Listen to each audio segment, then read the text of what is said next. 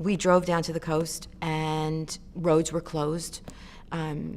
Trees were across the road, and, it was just a shambles. I mean, houses were just blown away. They were, on their side. People were sleeping in tents. It was unbelievable. And, all of the lighting poles were down, and it was really difficult just navigating our way through. So we got down, and the first, as we drove and we just saw all of this mayhem, so to speak, we found this camp, literally a camp.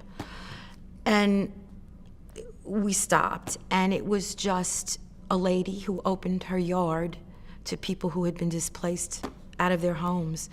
And they literally had tents pitched in her backyard, and she was a chef, and she was cooking food, and there were just people everywhere. It was insane, and it was one of the most moving experiences I had ever seen of people helping people.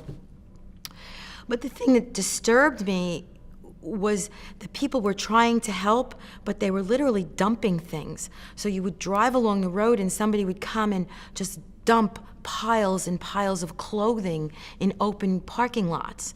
And then you'd see people who had been displaced and had nothing left picking through these piles of clothing that had just been thrown there. And then there would be big piles of water that, people would just come and grab some waters because they had no other access to clean water. It was really amazing. On the next trip, which was, I guess, maybe a week later, it was a little more organized, but we went back to the camp to find out, exactly what was going on. At that point, we were working closely with state and local officials to make sure that we weren't stepping on anyone's toes, and we were working in collaboration as opposed to duplication, because that's one of the things during a disaster. There's so much duplicative effort that sometimes you're kind of wasting and spinning your wheels.